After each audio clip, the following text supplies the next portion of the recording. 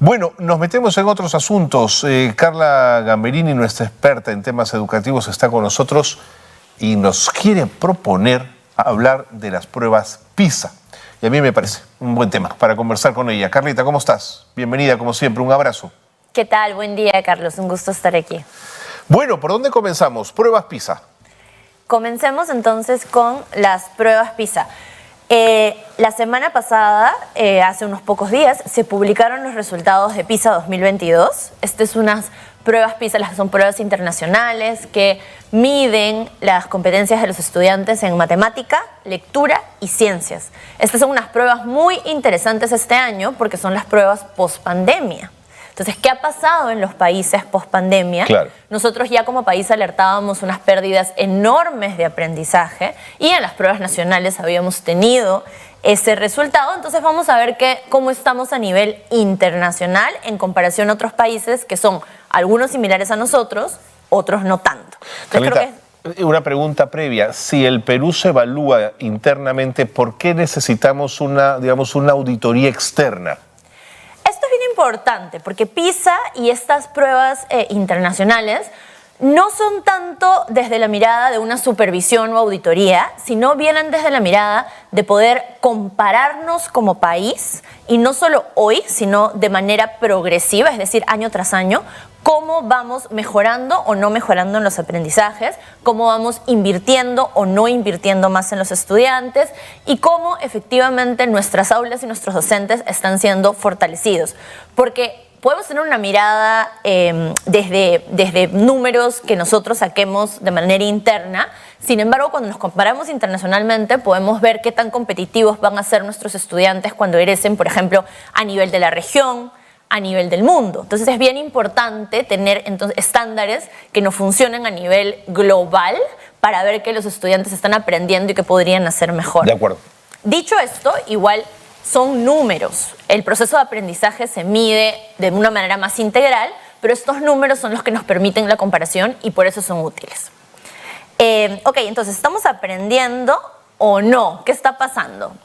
Entonces, como les digo, las tres áreas evaluadas son matemáticas, lectura y ciencias. Esto en realidad ha desatado bastantes noticias a nivel internacional. Aquí no se ha visto tanto, así que vamos a ver el análisis de algunos de estos gráficos. Entonces, Perú en matemáticas, lectura y ciencia. A primera vista, pues hemos caído en aprendizajes, específicamente de matemáticas, respecto a la última evaluación, que fue 2018. Y esto era algo previsible debido a que el Perú tuvo las escuelas cerradas por más de un año. Entonces el soporte de los estudiantes fue diferente, en muchos casos no se accedió a educación y hemos caído. Sin embargo, lo sorprendente es que no hemos caído tanto como lo habíamos esperado a nivel, en comparativo con nivel internacional, ¿no? Entonces, lectura y ciencias, de hecho, no ha caído, y matemáticas es lo que más ha caído aproximadamente 9 puntos, como vemos en esta tabla. Sin embargo, lo que la OECD, que es quienes hacen este reporte, resaltan, es que el trayecto histórico de Perú igual no ha sido tan crítico como lo es de otros países. Y esto es importante resaltarlo porque si bien la alerta está, no ha sido tan crítico como pudo haberlo sido, y esto probablemente se deba a que sí hubieran unas acciones de respuestas por pandemia. Ahora, dicho esto, no estamos bien. Estamos muy por debajo de los países comparativos, y aquí vamos a ver la tabla de comparación. Entonces, si vemos el puntito que dice Perú, por ejemplo, veamos matemática, dice que tenemos... Ay, la siguiente tablita. Siguiente, compañero, por favor. Gracias. Si vemos el puntito que dice Perú, aquí tenemos a Perú con 391 puntos en matemática, muy por debajo del promedio, que es el promedio de la OECD, que es el promedio de los países, y muy por debajo también de otros países latinoamericanos, como vamos a ver en la siguiente tabla, como Chile, Uruguay y México. Ahora, ¿qué quiere decir esto? Que Perú sigue estando por debajo. Ya lo estábamos antes de pandemia. En pandemia hemos caído unos cuantos puntos, también en matemáticas particularmente, pero sí seguimos teniendo un panorama muy crítico respecto al aprendizaje en general. Es decir, ¿qué quiere decir esto?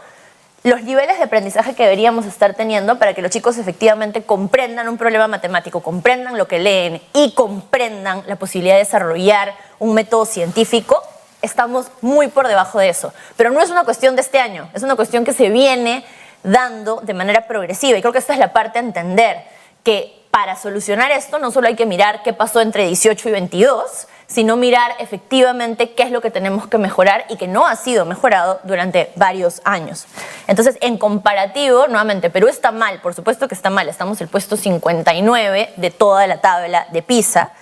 Sin embargo, no es particularmente solo el problema post-pandemia. Creo que es importante entenderlo. Aquí vamos a ver el comparativo que hace el BID con específicamente nuestra región, en específicamente matemática, donde ha estado puesto el ojo. Entonces, ahorita que salga la tablita, aquí vemos, ¿no? Entonces, el promedio de América Latina es que 75% de los estudiantes tienen bajo desempeño en matemáticas.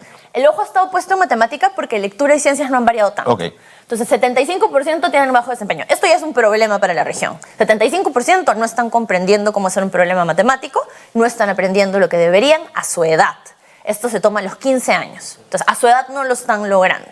Ahora, en Perú estamos solo con un 66%, lo cual quiere decir que más del 40% de chicos no están aprendiendo lo que deberían, y estamos por debajo de Chile, Uruguay y México, ¿no? Entonces, Chile y Uruguay siempre han tenido los estándares más altos, cabe decirlo, tienen de hecho bastante más inversión por estudiante también a nivel de política pública.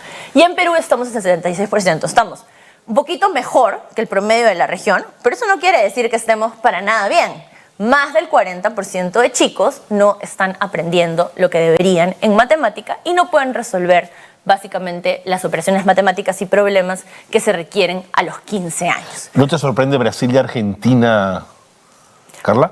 Por supuesto. A ver, Argentina ha bajado, Brasil también, y eso nuevamente es probablemente una respuesta más post-pandemia, pero también es una respuesta más de las políticas públicas que han sido optadas en los últimos gobiernos en estos países. Y es en realidad el caso de la mayoría, ¿no? En el caso de Perú, por ejemplo, el mantener las escuelas cerradas durante un montón de tiempo Así es. ha hecho que nos afecte muchísimo. Entonces, ¿por qué? Digamos, he visto las alarmas de estamos bajos. Sí, estamos bajos. Siempre hemos estado bajos y creo que la mirada debe ser, no ha sido un problema de pandemia, sino la mirada debe ser, ha sido un problema de que la inversión y el foco no está puesto donde debería estarlo, en la educación. Por eso es que básicamente no mejoramos tanto. Y aquí, entonces, la mirada, y es lo que vamos a hablar hacia el final, cuando termine esta siguiente tablita, es donde debemos poner la mirada. Entonces, PISA habla de quintiles socioeconómicos. Y pone a los países que, digamos, agrupa a los países comparativos en similar. Entonces, aquí ha mirado al 25% de los chicos con menor capacidad socioeconómica y ha dicho cómo están ellos. Bueno, comparando Perú, Turquía y Vietnam, que son países que en un esquema comparativo ellos concluyen que podemos compararlos, el 25% de los chicos más pobres con menos condiciones socioeconómicas están peor que en Turquía, Vietnam y otros países en los que también tenemos esa misma condición socioeconómica. Entonces aquí es muy importante mirar el detalle, por eso no solamente quedarnos con no aprenden la mayoría, sino ver que además del 25% con menor condición socioeconómica, es decir, los más vulnerables, están aprendiendo mucho menos que en otros países. Y esto sí se debe a políticas públicas de no focalización en las áreas más vulnerables del país. Y si volvemos a lo que pasó hace 2 semanas, que por ejemplo los docentes interinos sin título y sin necesariamente condiciones de calidad han sido incorporados, ellos van a ir a estas escuelas, a los del 25%. Entonces, no focalizar en ellos la mejor calidad es lo que está haciendo que los chicos más vulnerables estén con los peores aprendizajes, incluso en comparación a países que tienen la misma condición económica. O sea, no por tener esa condición tendrías que tener esos aprendizajes, pero en el Perú sí los estás teniendo. Carla, y una pregunta, ¿y no podríamos también decir que quizás no hemos caído tanto en PISA en la medida que los docentes tuvieron la plasticidad y la capacidad suficiente para aguantar el tema en pandemia? En algunos espacios, sí, eso es correcto. Digamos, especialmente en lectura y en ciencias, Ajá. creo que los docentes han dado lo mejor que han podido con recursos, además en muchos casos propios. Así es. Sin embargo, el ver específicamente este quintil, Claro. que era el quintil sin conectividad o con más problemas, Claro. con menos docentes o con, en todo caso, docentes unidocentes y este tipo de cosas, es donde vemos la caída. Pero lo que es más importante es que no es una caída post-pandemia. Es donde vemos el reflejo de que la educación y la política pública no está priorizando a estos chicos, porque estos chicos siguen estando mal y ahora están peor. Y si no se cambia la mirada de priorización ahí, pues van a seguir empeorando y la brecha educativa, eso es lo que llamamos brecha, se va a ir ampliando. Y aquí Clarísimo. vemos esta brecha. A ver. PISA nos da en naranjita a los estudiantes con menos desempeño, los que están más bajos, que están por debajo del nivel 2, que quiere decir que no llegan a los aprendizajes a su edad, y nos da el porcentaje de chicos con nivel 5 o 6, que quiere decir los chicos que superan y están a nivel OSD. En Perú, en matemática, veamos que es el ejemplo que estamos viendo, solo 9% de todos los chicos evaluados están superando los niveles que deberían, mientras que 66%, esto es la mayoría del Perú, está aquí. Y en el caso aquí de lectura y ciencias, esta brecha no ha cerrado. 7% en ciencias y 7% en lectura. Es decir, solamente tenemos de aproximadamente 7.000 estudiantes evaluados que a nivel muestral podrían llegar a representar cerca del 80% de estudiantes de 15 años del Perú. Solamente 9%, 7 y 7, tienen los niveles que deberían tener. Y esto se condice con nivel socioeconómico y con educación privada.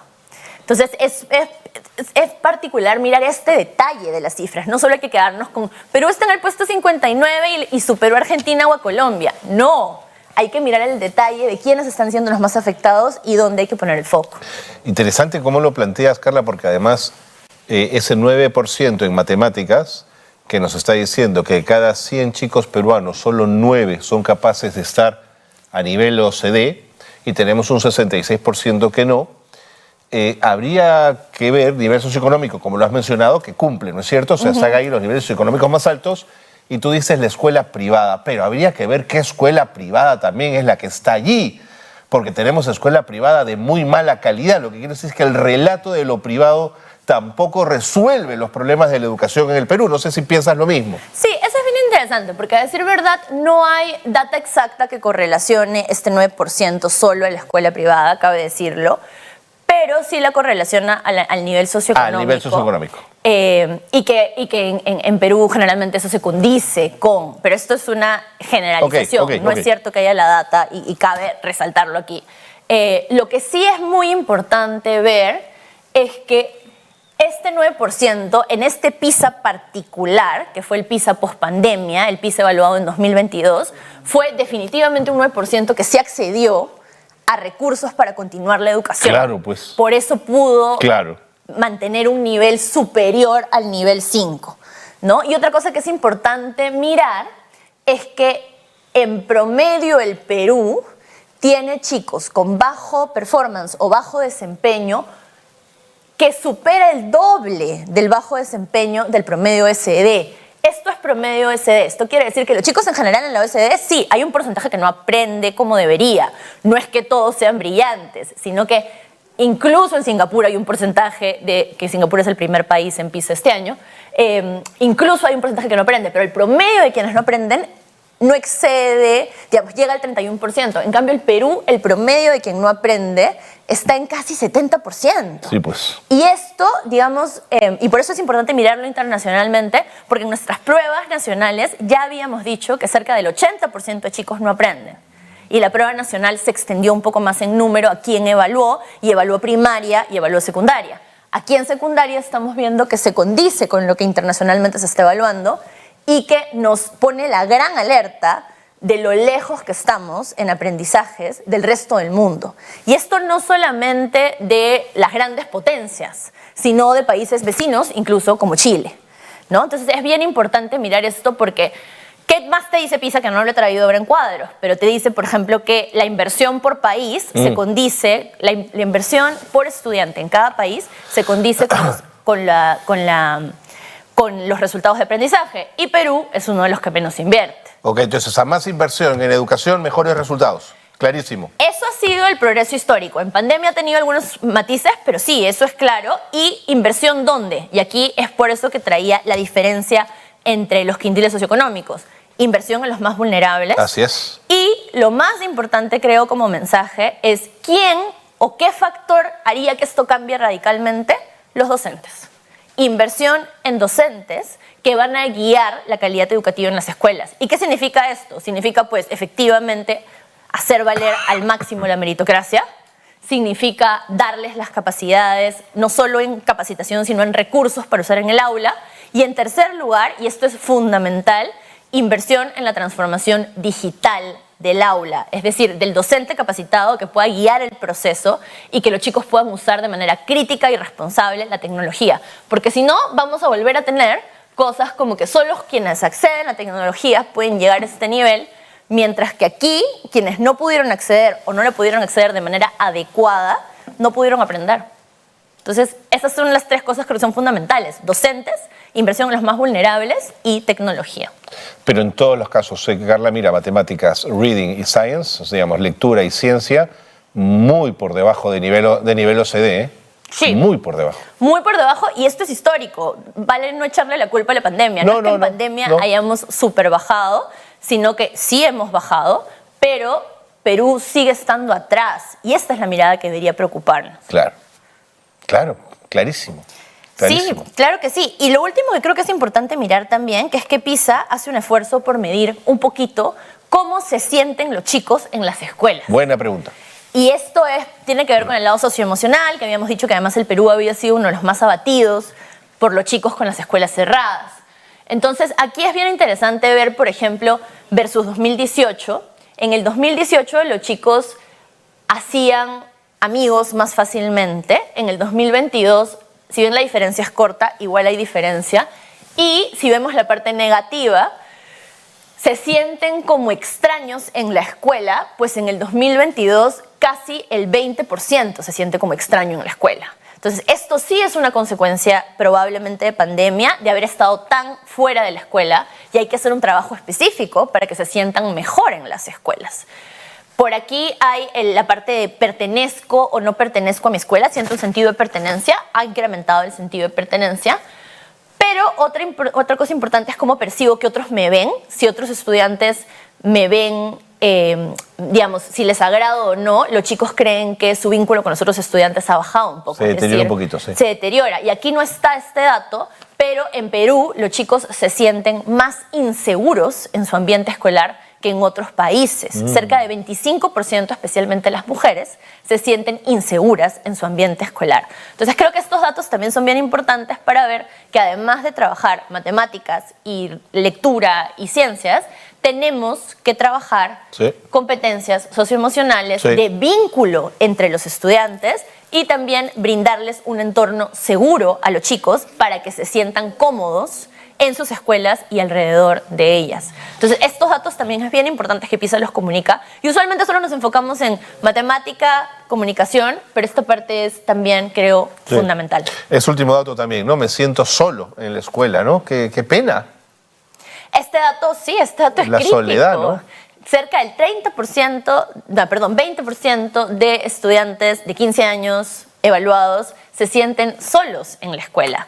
Y esto tiene un montón que ver no solamente con el vínculo entre estudiantes, de hecho tiene más que ver también con el soporte de los docentes. Sí. Por eso necesitamos docentes que no solo puedan enseñar matemática, sino guiar el proceso socioemocional de los estudiantes, ¿no? Y esto a veces nuestros docentes pues no son fortalecidos en ello. Hoy, de hecho, escuchaba que la mirada, y esto coincido con los especialistas que lo dicen, que la mirada para fortalecer al docente debería estar desde su formación inicial.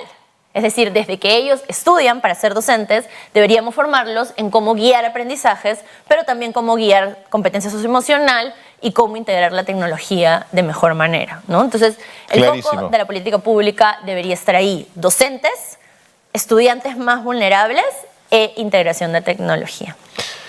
Muy bien, Carla. Creo que durante la semana vi poca información y poco rebote del tema PISA, pero creo que además quienes lo ocupan o lo miran tienen razón. Están mirando en el número y si avanzamos o retrocedemos, que bueno, también hay que mirarlo, pero nos has traído una serie de detalles que nos hacen mirar con lupa lo que PISA nos está diciendo de esta prueba y de estos resultados. Creo que es súper útil que nos hayas explicado todo esto y que nos hayas ayudado a entender cómo va PISA. Así que, Carla, muchísimas gracias. Gracias, un gusto estar aquí.